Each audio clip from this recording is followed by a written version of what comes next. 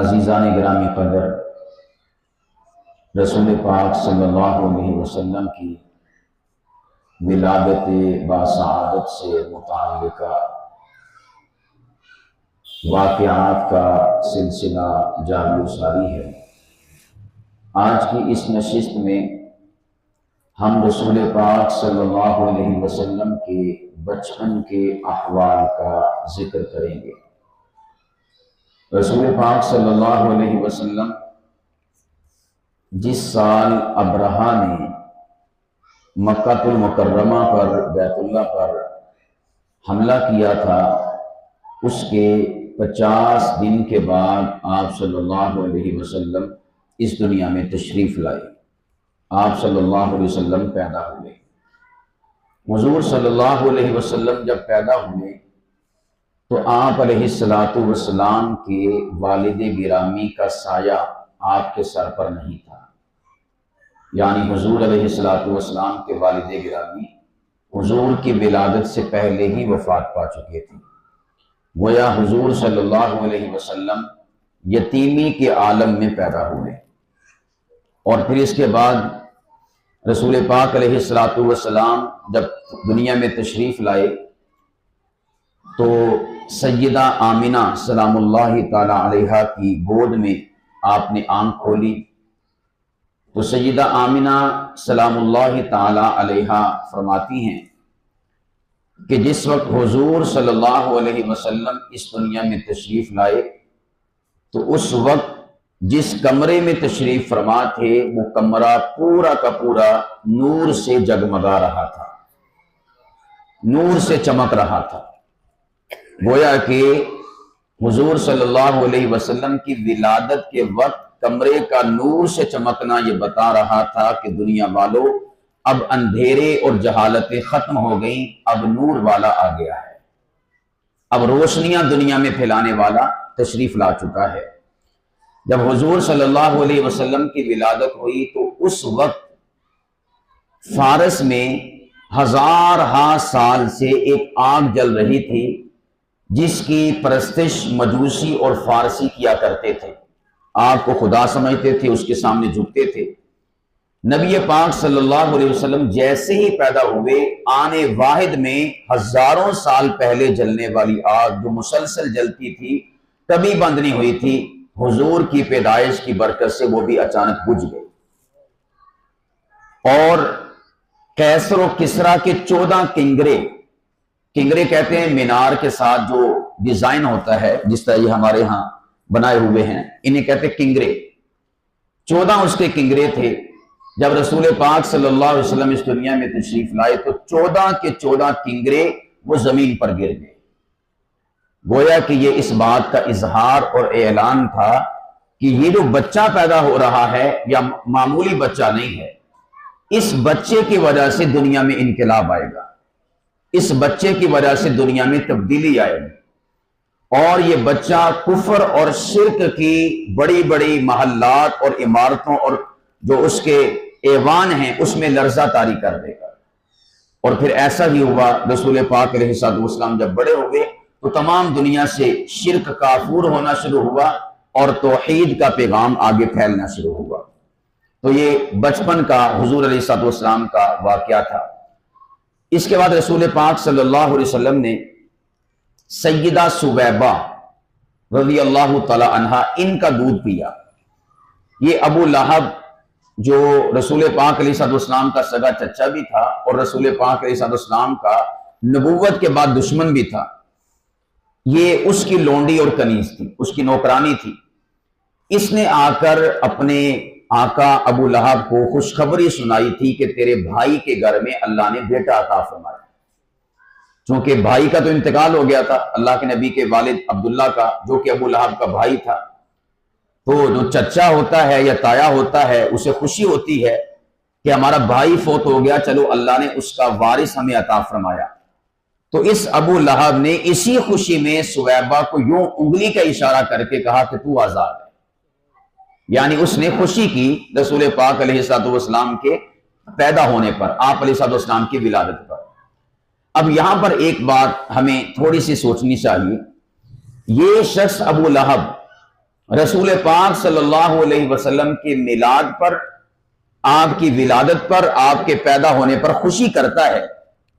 لیکن جب یہی نبی پاک علیہ السلام 40 سال کے بعد اپنی مشن کا اعلان کرتے ہیں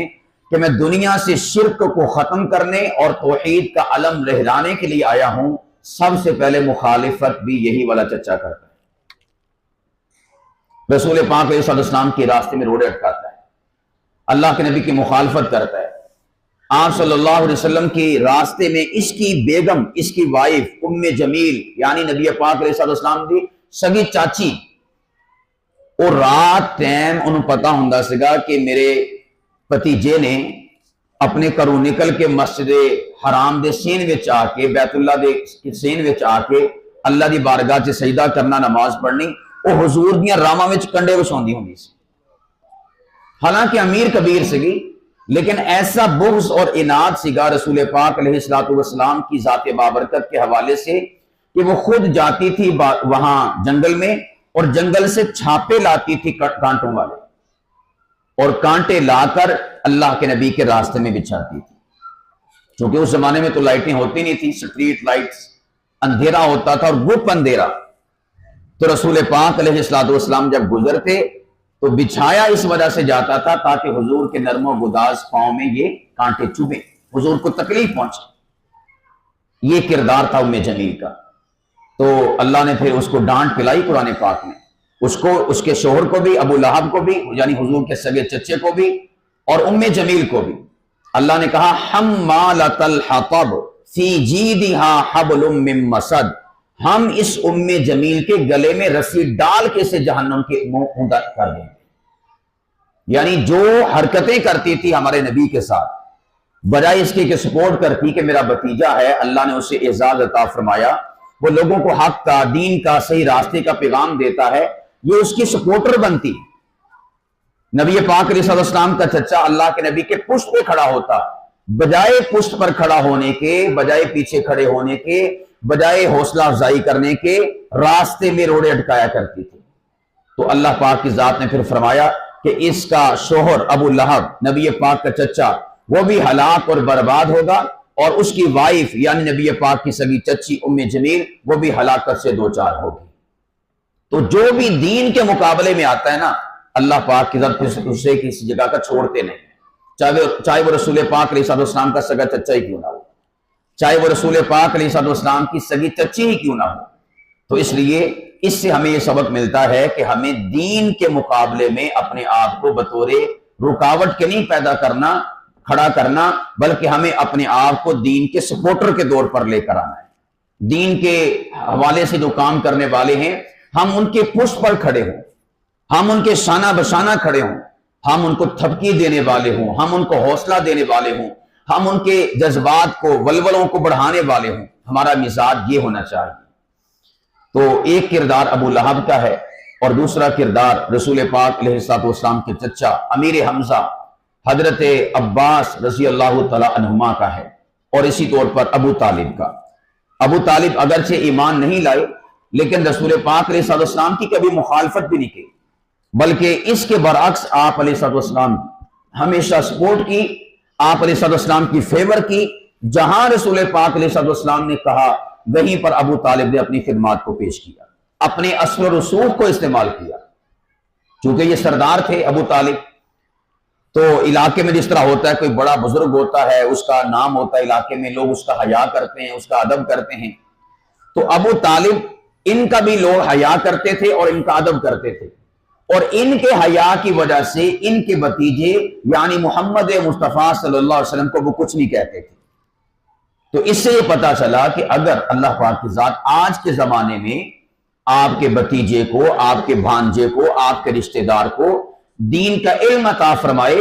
اور آپ علاقے میں اثر و رسوخ رکھتے ہوں، تو آپ کو چاہیے کہ آپ اپنے اثر و رسوخ سے اپنے بھتیجے کی فیور کریں، اپنے بھانجے کی فیور کریں، اپنے رشتہ دار کی فیور کریں، تاکہ آپ کی فیور کی وجہ سے وہ علم دین، اللہ کے رسول کی بات لوگوں تک کما حق ہو، بغیر کسی خوف کے، بغیر کسی جھجک کے لوگوں تک پہنچا سکے۔ اس کے بعد رسول پاک علیہ السلام سیدہ حلیمہ سعدیہ رضی اللہ تعالیٰ عنہ، ان کے پاس چلے گئے، اس لیے کہ عرب میں یہ دستور تھا کہ جو بچے ہوتے تھے انہیں عربی لینگویج سکھانے کے لیے اور جو عرب کے دیہاتوں کا پیور خالص ماحول ہوتا تھا اس سے آشنا کرنے کے لیے انہیں دیہاتوں کی طرف روانہ کیا جاتا تھا۔ دیہاتوں سے، گاؤں سے، پینڈو ایریا سے جو دائیاں ہوتی تھی وہ آیا کرتی تھی شہروں میں، اور گلی کوچوں میں چکر لگاتی تھی، آواز لگاتی تھی، ہوکا لگاتی تھی کہ اپنے بچے ہمیں دو، ہم دودھ پلاتے ہیں۔ تو پھر لوگ اپنے بچے ان کے حوالے کر دیتے، وہ دیہاتوں میں لے جاتی، وہاں پر رہتی، چونکہ وہاں کی غذائیں بھی اچھی ہوتی تھی، وہاں پر دودھ وافر مقدار میں ہوتا تھا، اور پھر جو دیہاتی ایریا تھا اس کی آب و ہوا، اس کی فضا یہ بھی بڑی صحت کے لیے اچھی ہوا کرتی تھی۔ اس لیے بچوں کی بچپن کی بہترین نشو و نما اور تربیت کے لیے شہر کی عورتیں اپنے بچوں کو وہ دیہاتی عورتوں کے حوالے کیا کرتی تھی۔ تو رسول پاک علیہ الصلوۃ والسلام ان کو بھی اسی مقصد کے لیے حلیمہ سعدیہ کے حوالے کیا گیا۔ اور اس کا قصہ تو آپ احباب نے سنا ہے کہ ہر ایک دائی نے رسول پاک علیہ الصلوۃ والسلام کو ریجیکٹ کر دیا۔ کنڈا کھڑکوندے سن، بچہ ہے گا؟ ہاں جی ہے گا۔ نال ہی پوچھتے ہوں سیدھا پیو بھی ہے گا کہ نہیں ہے گا؟ تو جب یہ بتایا جاتا کہ باپ تو نہیں ہے، وہیں سے واپس ہو جاتی تھی۔ ظاہری گل پیو ہی نہیں ہے گا تے ایدی کمیشن کنے دینی ہیں، پیسے کنے دینے ہیں، سوٹ کنے دینے، لیڑے کنے دینے ہیں، جڑا سی دودھ پلاونا وا او دے تنخواہ کنے دینی ہیں، وہ واپس ہو جاتی تھی۔ صحیح پوچھیں تو دائیاں خود واپس نہیں ہوتی تھی، اللہ سبحانہ و تعالیٰ انہیں واپس کرتا تھا کہ یہ بچہ تمہارے لائق نہیں اور تم اس بچے کے لائق نہیں۔ پھر حلیمہ سعدیہ جب آئیں، ان کی چونکہ اونٹنی لاغر تھی، کمزور تھی، تو وہ ساری کی ساری دائیوں کے بعد مکہ المکرمہ میں پہنچی۔ اب ساری کی ساری دائیاں بچے لے کر جا چکی تھی، حلیمہ سعدیہ کے پاس کوئی بچہ لینے کا گھر نہیں تھا۔ انہیں بتایا گیا کہ ایک گھر ایسا ہے آمینہ کا کہ اس کا شوہر نہیں ہے، شوہر نہ ہونے کی وجہ سے تمام تر دائیوں نے اس کے بچے کو ریجیکٹ کر دیا کہ ہم نہیں اسے لے کر جاتی، وہ بچہ ہے، وہ لینا ہے تو لے جاؤ۔ حلیمہ سعدیہ آئی، بچے کو اٹھایا، دیکھا تو رسول پاک علیہ الصلوۃ والسلام نے یوں یعنی آنکھ کھولی، بچپن کا عالم تھا، تو رسول پاک علیہ الصلوۃ والسلام کی چمکتی ہوئی آنکھ کو دیکھ کر حلیمہ سعدیہ کے دل نے تصدیق کی کہ اب اس کی وجہ سے حلیمہ تیرے گھر کا مقدر چمکے گا، تیرے گھر میں روشنیاں پیدا ہو جائیں گی۔ حلیمہ سعدیہ نے اجازت مانگی، لیا، جیسے ہی اپنی اونٹنی پر سوار کیا۔ اب اونٹنی تو تھی لاغر، کمزور، لیکن اللہ کے نبی علیہ الصلوۃ والسلام سراپے معجزات، سراپے کرامات، آپ علیہ الصلوۃ والسلام کی ذات بابرکت سراپے برکت تھی۔ جیسے رسول پاک علیہ الصلوۃ والسلام کو بٹھایا گیا تو اس اونٹنی نے باقی اونٹنیوں سے بھی زیادہ دوڑ پکڑ لی، فل رفتار کے ساتھ بھاگنا شروع ہو گئی، ایسی رفتار کے ساتھ بھاگی کہ ساری کی ساری اونٹنیوں کو پیچھے چھوڑ دیا اور حلیمہ کی اونٹنی آگے نکل گئی۔ دائیاں پوچھتی تھی اونٹنی چینج کر لی ہے؟ کہا کہ اونٹنی وہی ہے، سواری وہی ہے، بس میں نے سوار چینج کر لی۔ پہلے سوار تھا میرا شوہر حارث، پہلے میں سوار تھی حلیمہ، لیکن اب میں نے جس کو سوار کیا ہے وہ سوار ایسا ہے کہ اس کی برکت سے اللہ پاک کی ذات نے سواری کو بھی برکت عطا فرما دی۔ تو یہ رسول پاک علیہ السلام کا بچپن کا احوال۔ یہاں سے اللہ کے نبی حلیمہ سعدیہ کے گھر گئے۔ جب وہاں پر گئے تو حلیمہ سعدیہ رضی اللہ تعالیٰ عنہ فرماتی ہیں کہ میری بکریوں کے تھنوں میں دودھ نہیں تھا، قحط شادی کا زمانہ تھا اور گھر میں کچھ کھانے پینے کے لیے بھی نہیں تھا۔ اللہ کے نبی علیہ الصلوۃ والسلام کے بچپن کی آمد ہمارے گھر میں ہوئی، اللہ نے ہمارے گھر میں برکتیں عطا فرمائی۔ وہ بکریاں کے جن کے تھنوں میں دودھ نہیں تھا، رسول پاک کی برکت سے آج کی رات انہوں نے بھی رج کے دودھ دیا، فرماتی اور ہم نے بھی رج کے پیا، اپنے گھر کے برتن بھرے، آس پاس کے جو برتن تھے ان کو بھرا، یہ سب کی سب برکتیں تھیں رسول پاک علیہ الصلوۃ والسلام کی ذات بابرکت۔ یہ بچپن کا عالم، بچپن کی کیفیت ہے۔ اس کے بعد ایک اہم ترین سوال یہ ہے کہ رسول پاک علیہ الصلوۃ والسلام معصوم بچے تھے، تو کیا جس طرح آج کے ہمارے بچے کھیلتے ہیں، گولی پیلا کھیلتے ہیں، اخروٹ کھیلتے ہیں، کوڈی کوڈی کھیلتے ہیں، وانجو کھیلتے ہیں، گیند بیٹ اس کے ساتھ کھیلتے ہیں، فٹ بال کھیلتے ہیں، رسول پاک علیہ الصلوۃ والسلام بچپن میں کیا کھیلا کرتے تھے؟ تو اس حوالے سے جو ہمیں احادیث اور تاریخ سے سبق ملتا ہے وہ یہ ہے کہ آپ صلی اللہ علیہ وسلم نے بچپن میں نمبر 1 جو کھیل کھیلا ہے، وہ جو بچے مٹی کے گھر بناتے ہیں نا، مٹی گیلی کر کے ہم بھی بناتے رہے ہیں، رسول پاک علیہ السلام بھی بچوں کے ساتھ مٹی کے گھر بنایا کرتے تھے، اور یہ جو ریت میں پاؤں داخل کر کے محل بناتے ہیں، گروندے بناتے ہیں، تو ہم بھی بچپن میں بناتے رہے ہیں۔ رسول پاک علیہ السلام بچوں کے ساتھ مل کر چھوٹے چھوٹے گھر ریت میں بنایا کرتے تھے۔ اسی طرح رسول پاک علیہ السلام کے جو بچپن کے کھیل تھے کہ آپ علیہ السلام نے کون کون سا کھیل کھیلا، ان میں سے ایک کھیل یہ تھا کہ آپ علیہ السلام بچوں کے ساتھ دوڑ لگایا کرتے تھے، ریس لگایا کرتے تھے۔ اب آپ بتائیں، جب نبی پاک بچوں کے ساتھ دوڑ لگاتے ہوں گے، ریس لگاتے ہوں گے، تو حضور پیچھے رہ جاتے ہوں گے یا آگے نکل جاتے ہوں گے؟ اللہ کے نبی 1.25 لاکھ پیغمبروں سے آگے نکل گئے، تو جب بچپن کے زمانے میں بچوں سے ریس لگاتے ہوں گے تو حضور کہاں پیچھے رہتے ہوں گے؟ اللہ کے نبی آگے نکل جاتے تھے۔ اسی طرح رسول پاک علیہ السلام کے جو بچپن کے کھیل ہیں، ان میں سے نشانہ بازی، نشانہ لگانا، یہ آپ علیہ السلام کے کھیلوں میں سے ایک پسندیدہ کھیل تھا کہ آپ علیہ السلام بچپن میں نشانہ بازی کیا کرتے تھے۔ اسی طرح رسول پاک علیہ السلام کے بارے میں آتا ہے کہ آپ صلی اللہ علیہ وسلم نے بچپن کے زمانے میں بکریاں بھی چرائی اور پیسوں پر چرائی۔ ایک ہوتا ہے جب انسان بڑا ہو جائے، جوان ہو جائے، تو اس موقع پر انسان کسی کی نوکری کرے، یہ والا سین نہیں تھا۔ آپ علیہ السلام جس طرح کوئی شخص کہے کہ جاؤ بیٹا پرلے محلے سے دودھ لے کر آؤ، تو وہ کہتا ہے جی میری امی مارے گی، ہم آگے سے کہتے ہیں میں تینوں نا 10 روپے دواں گا تو دودھ لے کے، ہم کہتے ہیں تو دہی لے کے تینوں میں 20 روپے دواں گا، بچہ 20 روپے اور 10 روپے کے لیے دودھ لینے چلا جاتا ہے۔ تو رسول پاک علیہ السلام فرماتے ہیں کہ میں مکہ المکرمہ میں اس وقت کے لوگوں کی بکریاں چرایا کرتا تھا، اور عمر میں مبارک میری 6 سال 4 سال 7 سال اس کے لگ بھگ تھی، اور پیسوں کے عوض بکریاں چرایا کرتا تھا۔ یعنی لوگ مجھے کہتے تھے ہماری بکریاں چرا کر لا محمد تو ہم آپ کو پیسے دیں گے۔ اس زمانے میں قیرات یہ کرنسی تھی، جس طرح ریال، ڈالر اور پاؤنڈ چلتے ہیں، روپے پیسے چلتے ہیں، ٹکا چلتا ہے، تو اس زمانے میں قیرات ایک کرنسی تھی۔ تو نبی پاک علیہ السلام فرماتے کہ میں چند قیرات کے عوض لوگوں کی بکریاں چرایا کرتا تھا۔ اب ظاہر سی بات ہے بچپن کے عالم میں اللہ کے نبی نے بکریاں چرائی ہیں، تو رسول پاک علیہ السلام بکریوں کو سنبھال سکتے تھے، تبھی تو لوگ پیسے دے کے بکریاں چروایا کرتے تھے۔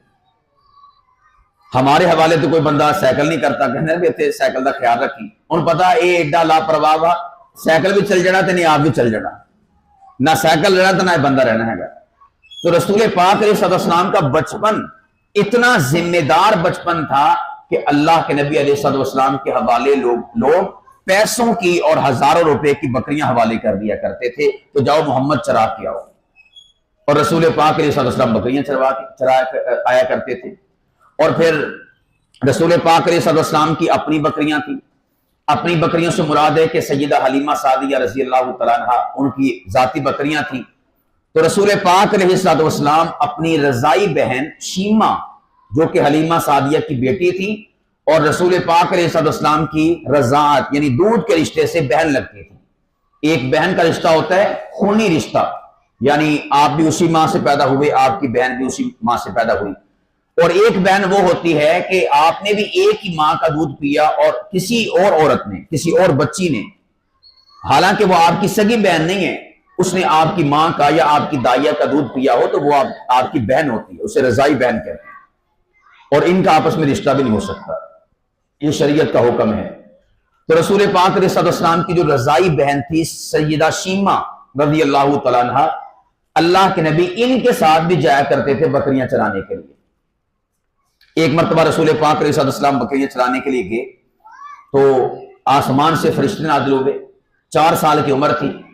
فرشتوں نے آپ صلی اللہ علیہ وسلم کو پکڑا اور زمین پر لٹا دیا،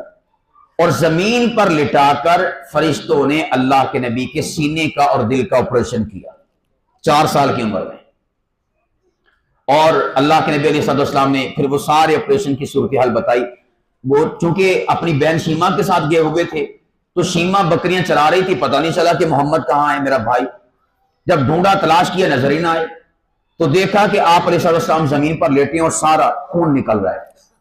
تو شیمہ گھر کی طرف دوڑی اپنی ماں حلیمہ کو بلانے کے لیے، جا کے بتایا کہ میرے بھائی محمد کو کچھ ہو گیا ہے، خون نکل رہا ہے اس کے جسم سے۔ اب حلیمہ بھاگی بھاگی آئی، کیونکہ بچہ بھی پرایا ہے، اپنا ذاتی بچہ بھی نہیں ہے، بچہ تو آمینہ کا ہے۔ تو حلیمہ سعدیہ جب آئیں تو دیکھا کہ آپ علیہ السلام صحیح سالم، کچھ بھی نہیں ہوا۔ تو اس موقع پر اللہ پاک کی ذات نے آپ علیہ السلام کا شق صدر فرمایا تھا، یعنی سینہ مبارک چاک کر کے اور اندر سے دل مبارک نکال کر فرشتے اللہ کی جنت سے سونے کے تشت لائے تھے، اور اس میں آب زمزم اور کوثر کا پانی تھا۔ اس آب زمزم اور کوثر کے پانی سے رسول پاک علیہ السلام کے دل کو فرشتوں نے دھویا تھا 4 سال کی عمر میں۔ اور اللہ کے نبی فرماتے ہیں کہ ایک تشت سونے کا تھا اور اس میں نور ہی نور تھا، اور وہ نور سے بھرا ہوا تھا۔ فرشتوں نے میرا دل میرے سینے سے نکالا اور اس نور کی تشت میں اور اس نور کے تھال میں رکھا، اور کافی دیر اس میں پڑا رہا، اور اس کے بعد اپنے کوثر و تسنیم سے جو پانی تھا اس کے ذریعے سے میرے سینے کی صفائی کی۔ صفائی کرنے کے بعد جب اس دل نے نور ایمان کو اپنے اندر داخل کر لیا، اس کے بعد اس دل کو اٹھا کر میرے سینے میں پیوست کر دیا، اور پھر اس کے بعد میرے سینے کو سی دیا۔ یہ سب سے پہلا آپریشن ہوا 4 سال کی عمر میں رسول پاک علیہ السلام کی ذات بابرکت کا۔ اسی طرح بچپن کے زمانے کی بات کی جائے تو طبقات ابن سعد میں حدیث پاک ہے کہ رسول پاک علیہ السلام بچپن کے زمانے میں جداں چھوٹے بچے روندے بہت ہیں، بچے لے کر مائیں آتی ہیں دم کروانے کے لیے کہ بچہ تو چپ ہی نہیں کرتا ہے کہ رو ہی جاندہ انہیں دم کر دو۔ رسول پاک علیہ السلام کے بارے میں آتا ہے کہ آپ علیہ السلام بچپن میں رویا نہیں کرتے تھے، بلکہ آپ صلی اللہ علیہ وسلم یا تو خاموش رہتے یا پھر آپ علیہ السلام مسکرایا کرتے تھے۔ یعنی دوسرے بچوں سے نبی پاک علیہ السلام کا بچپن ممتاز اور جدا گانا تھا، ڈیفرنٹ تھا، اللہ پاک کی ذات نے امتیاز رکھا تھا۔ اور آپ علیہ السلام جب نیند کرنی ہوتی تھی، ہمارے ہاں بچے کیا کرتے، سونا ہوتا ہے تو رونا شروع کر دیتے، اتنا روتے ہیں کہ ماں کو اس سے سلانا پڑتا ہے، یعنی گویا کہ یہ الارم ہوتا ہے کہ میرے سونے کا ٹائم ہو گیا، ماں مجھے تھپکی دے اور مجھے جو ہے ماں لوریاں دے، اس کے بعد میں سوؤں گی۔ یا بچہ جو ہوتا ہے لڑکا وہ کہتا ہے میں سوؤں گا، لیکن رسول پاک علیہ السلام کا یہ معمول نہیں تھا کہ سونے کے لیے آپ علیہ السلام روتے ہیں۔ ویسے جو شیمہ تھی وہ رسول پاک علیہ السلام کو جھولے میں ڈال کر لوریاں دیا کرتی تھی، انہیں ان کا جھولا جھلایا کرتی تھی، لیکن جھولا اس وجہ سے نہیں جھلاتی تھی کہ نبی پاک علیہ السلام روتے تھے چپ کرانے کے لیے جھولا جھلاتی ہوں، نہیں، بچپن کے اندر چونکہ بچے لاڈلے ہوتے ہیں تو مائیں بھی ایسا کرتی ہیں، باپ بھی ایسے کرتے ہیں، اور بھائی بھی ایسا کرتے ہیں، بڑی بہنیں بھی ایسا کرتی ہیں، تو حلیمہ لاڈ کی وجہ سے رسول پاک علیہ السلام کا جھولا جھلایا کرتی تھی، اور آپ علیہ السلام کو لوریاں سنا کر آپ علیہ السلام کا دل بہلایا کرتی تھی۔ اسی طور پر رسول پاک علیہ السلام 6 سال کی عمر تھی آپ صلی اللہ علیہ وسلم کی کہ اللہ کے نبی صلی اللہ علیہ وسلم کی پیاری اور لاڈلی ماں سیدہ آمینہ کا اللہ کے نبی نے کہا ہوگا امی اپن نانکے نہ چلیے، تو سیدہ آمینہ، ام ایمن اور رسول پاک، یہ 3 اشخاص نبی پاک صلی اللہ علیہ وسلم کے نانکے جا رہے تھے، یعنی اللہ کے نبی اپنی امی دے نال اپنی نانی دے گھر گئے۔ جب وہاں پر گئے، دن وہاں پر گزارے، ننیال میں نانکے گزارے، اور آپ خود سوچیں کہ جس طرح نانکے اپنے نواسوں سے لاڈ کرتے ہیں تو نبی پاک کے نانکے جو تھے انہوں نے بھی اللہ کے نبی کے ساتھ لاڈ کیے ہوں گے، انہیں پتا ہوگا کہ ہمارا نواسا آ رہا ہے محمد، تو انہوں نے بھی نبی پاک علیہ السلام کے لیے نئے اور بن سمنے کپڑے سلوائے ہوں گے، ان کے ہاں بھی خوشی کا عالم، خوشی کی کیفیت کیا ہوگی۔ جب رسول پاک علیہ السلام وہاں پر ٹھہرے، وہاں پر رہے، اس کے بعد وہاں سے واپس پلٹے یعنی اپنے گھر مکہ میں آنے کے لیے، تو راستے میں رسول پاک صلی اللہ علیہ وسلم کی والدہ سیدہ آمینہ کا مقام ابوا پہ انتقال ہو گیا راستے میں۔ اب آپ خود سوچیں، نبی پاک کی 6 سال کی عمر، اور 6 سال کی عمر میں ماں کا انتقال ہو جائے، بچے کے دل پر کیا بیتتی ہے۔ اور پھر یعنی ہم تو بڑے ہو جائیں اور بڑی عمر میں ہماری ماں کا انتقال ہو جائے، پھر نہیں انسان سنبھلتا، انسان پھر جو ہے اپنے آپ کو سنبھال نہیں پاتا۔ تو 6 سال کا بچہ جب اسے پتا چلے کہ میری ماں، اور پھر راستے میں وفات ہوئی۔ میں اکثر کہا کرتا ہوں کہ ہم لوگ نا دنیا کی مصیبتیں دکھ دیکھ کر بڑے پریشان ہوتے ہیں کہ یار لٹے گئے مارے گئے۔ کبھی اسی اللہ دے نبی دی زندگی نو ویکھیا کریے نا، یقین جانو سارے دے سارے دکھ مٹ جان، سارے کے سارے دکھ ختم ہو جائیں۔ حضور پیدا ہوئے تو سر کے اوپر باپ کا سایہ نہیں تھا، یتیم پیدا ہوئے، اور جن کے باپ نہیں ہوتے سر پہ، ان بچوں کا کیا پرسان حال ہوتا ہے ہم میں سے ہر کوئی جانتا ہے۔ باپ ہی ہوتا ہے جو اپنے بچوں کے لاڈ پورے کرتا ہے، باپ ہی ہوتا ہے جو اپنے بچے کی ہر فرمائش پوری کرتا ہے۔ باپ کے علاوہ کون اپنے بچوں کے لاڈ اٹھاتا ہے؟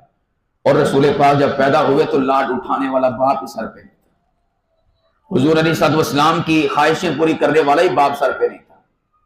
آپ علیہ الصلوۃ والسلام کو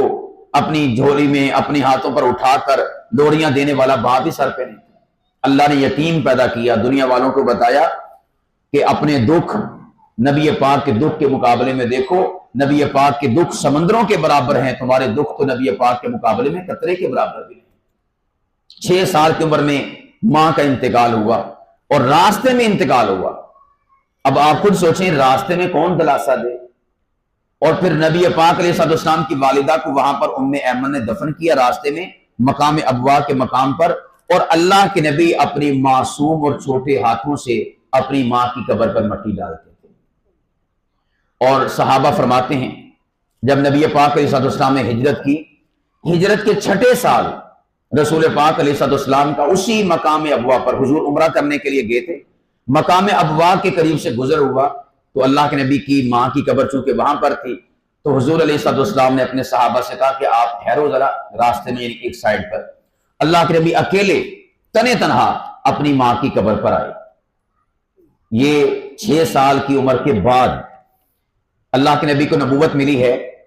40 سال کی عمر میں۔ 13 سال نبی پاک نے مکے میں گزارے، 53 سال ہو گئے، اور 53 سال کے بعد 6 سال جب نبی پاک علیہ السلام کی ہجرت کے ہو گئے تھے تو یہ گویا کہ 59 سال یا آپ 60 سال کہہ لیں۔ رسول پاک علیہ السلام اس وقت اپنی ماں کی قبر پر آئے، اور رسول پاک علیہ السلام نے جب اپنی ماں کی قبر دیکھی، آپ یوں سمجھیے کہ منظر اور کیفیت اور عالم کیا تھا۔ تھوڑے سے دور اللہ کے نبی کی ماں کی قبر رہ گئی، جیسے حضور کی نظر پڑی آپ صلی اللہ علیہ وسلم بے ساختہ لپک پڑے اپنی ماں کی قبر کی طرف، بھاگ ہی پڑے، ایسے جس طرح کہ ماں پتہ نہیں ہاتھ کھولے ہوئے اپنے محمد کو آوازیں دے رہے، ہائے میرا محمد آ گیا، اللہ اکبر۔ آپ علیہ السلام ماں کی قبر پہ گری پڑے، حضور قبر سے لپٹ گئے، اور لپٹ کر آپ صلی اللہ علیہ وسلم اپنی ماں کی قبر کے ساتھ رونا شروع ہو گئے۔ اور پھر نہ جانے حضور نے کیا کیا باتیں کی ہوں گی، کہا ہوگا ماں قبر سے نکل کر دیکھ اللہ نے تیرے محمد کو کتنی عظمتیں عطا فرمائی، ماں قبر سے نکل کر دیکھ اللہ نے تیرے محمد کو کتنی شانیں عطا فرمائی ہیں، ماں قبر سے نکل کر دیکھ اللہ نے تیرے محمد کے سر پر نبوت کا تاج سجایا۔ اس موقع پر یہ والی کیفیت وہی بیٹا سمجھ سکتا ہے کہ جس کی ماں دنیا سے رخصت ہو گئی، کہ وہ جب اپنی ماں کی قبر پر جاتا ہے وہاں پر جا کر اپنی ماں سے کیا باتیں کرتا ہے، اور بالخصوص جب وہ تنہا ہوتا ہے، جب وہ اکیلا ہوتا ہے۔ اور پھر نبی پاک علیہ السلام کو نہ جانے کتنے کتنے دکھوں سے آلام سے گزرنا پڑا، طائف کی وادی میں پتھر کھانے پڑے۔ حضور بتاتے ہوں گے ماں تیرے بعد لوگوں نے بڑے پتھر، حضور بتاتے ہوں گے ماں تیرے بعد لوگوں نے مجھے جھڑکیاں ماری، میں سجدہ کیا کرتا تھا رب کی زمین پر، لوگ میرے اوپر گندی اوجری ڈال دیا کرتے تھے۔ اللہ کے نبی نے ایک ایک بات اپنی ماں سے کی ہوگی۔ آپ اندازہ کریں رسول پاک علیہ السلام کو اس وقت کیفیت کیا ہوگی، آپ علیہ السلام کا اس موقع پر اپنی ماں کے ساتھ وارفتگی کا عالم کیا ہوگا۔ لیکن ماں ہے کہ وہ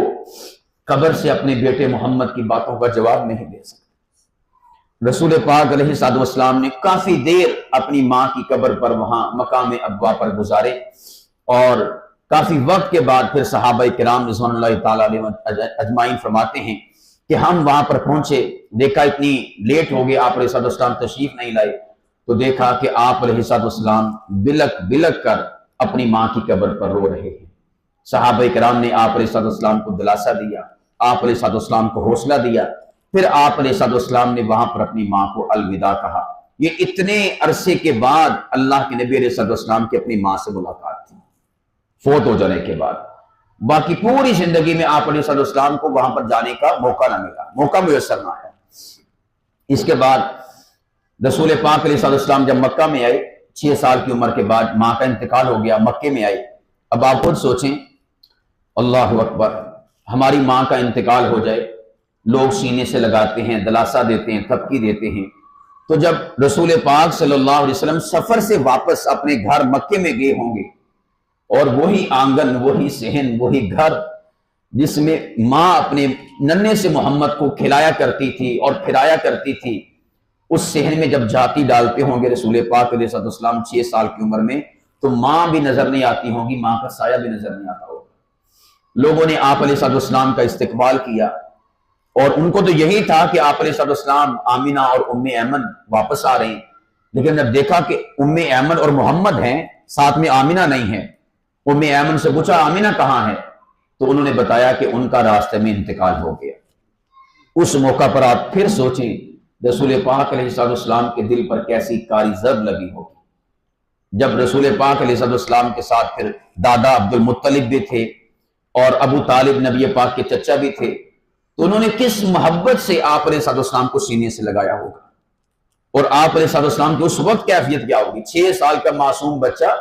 کہ اس کی ماں راستے میں رخصت ہو گئی اور اب ایک وقت کے بعد، سفر کے بعد اپنے گھر والوں سے ملاقات کرتا ہے، تو گھر والے کتنی شفقت سے، کتنی محبت سے سینے سے لگایا ہوگا، اور گھر والوں کے بھی آنسو جاری ہوں گے، رسول پاک کے بھی آنسو جاری ہوں گے. اور پھر اس کے بعد رسول پاک علیہ السلام کا اپنے گھر میں رہنا اور وہاں پر ماں کا نہ ہونا. میں نے اس لیے کہا کہ ہم اگر اللہ کے نبی کے غموں کو دیکھیں، حضور پر جیسے حالات گزرے ہم ان کو دیکھیں، ہمیں اپنے غم چھوٹے لگے، ہمیں اپنے غم نظر ہی نہیں آئیں گے. اس کے بعد اللہ کے نبی اپنے دادا عبد المطلب کے ساتھ سویا کرتے تھے، یعنی وہی محمد جو اپنی ماں کے ساتھ چارپائی پہ سویا کرتا تھا، اب 6 سال کی عمر میں ماں کا انتقال ہو گیا، تو اب دادا عبد المطلب وہ اپنے جو ہے پوتے کو اپنے ساتھ لٹایا کرتے تھے، اپنے ساتھ سلایا کرتے تھے. اور دیکھیں، آپ اندازہ کریں، دادا عبد المطلب کوشش کرتے ہوں گے نا کہ ماں والی لوریاں اپنے پوتے محمد کو سنائیں تاکہ اس سے کمی فیل نہ ہو. تو یہ 2 سال کا پھر عرصہ دادا عبد المطلب کے ساتھ رسول پاک علیہ السلام کا گزرا. پھر اس کے بعد 8 سال کی عمر میں دادا عبد المطلب کا بھی انتقال ہو گیا. دادے سے قریب تو کوئی نہیں نہ ہوتا اپنے پوتوں کے. تو جب ان کا انتقال ہونے لگا، انہیں پتا چل گیا کہ میرا آخری وقت آ گیا ہے. اور آپ کو مزے کی بات بتاؤں، دادا عبد المطلب صحن کعبہ میں نا، یہ چونکہ سردار تھے پورے کے پورے عرب کے، تو بیت اللہ کے بالکل ساتھ ان کی مسند، ان کی سیٹ، ان کی کرسی لگا کرتی تھی، اور آگے پھر جو سردار تھے یا دیگر لوگ تھے وہ سامنے بیٹھا کرتے تھے. یعنی ہر روز آپ اس کو یوں سمجھیے جس طرح ایم این اے کا، ایم پی اے کا ڈیرا ہوتا نا، تو وہ پورے پہاڑ کے ساتھ بیٹھا ہوتا اپنے ڈیرے میں، اور ساتھ میں کرسیاں لگی ہوتی ہیں، ادھر بھی لوگ بیٹھے، ادھر بھی لوگ بیٹھے، کوئی یہ مسئلہ سنانے کے لیے آ رہا، کوئی وہ مسئلہ سنانے کے لیے آ رہا، کسی کا یہ پرابلم، کسی کا وہ پرابلم. تو ایم این اے، ایم پی اے یا افسر اس کے مسئلے حل کرتا ہے. تو یہ چونکہ سردار تھے مکے کے، عبد المطلب کی مسند، ان کی سیٹ لگا کرتی تھی اور لوگ ان کے پاس مسائل، اپنے پرابلمز کے لیے آیا کرتے تھے. تو حدیث پاک میں آتا ہے کہ سردار عبد المطلب کی جو سیٹ تھی نا، اس سیٹ پر کسی کو بھی بیٹھنے کی اجازت نہیں تھی اور نہ ہی کسی کی ضرورت تھی، حتیٰ کہ چھوٹا معصوم بچہ بھی کوئی اس کے قریب نہیں جا سکتا تھا. لوگ اتنا ڈرتے تھے سردار عبد المطلب سے. لیکن نبی پاک صلی اللہ علیہ وسلم جب عبد المطلب کی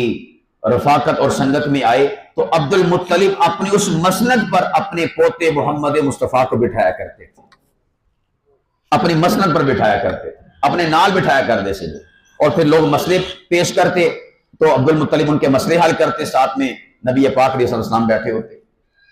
اب آپ خود سوچیں، رسول پاک علیہ السلام اس موقع پر معصوم بچے تھے، تو آپ علیہ السلام، ایک مثال میں دے رہا ہوں، عبد المطلب سائن کرتے ہوں گے، قلم پکڑ لیتے ہوں گے، وہ ورقہ پکڑ لیتے ہوں گے.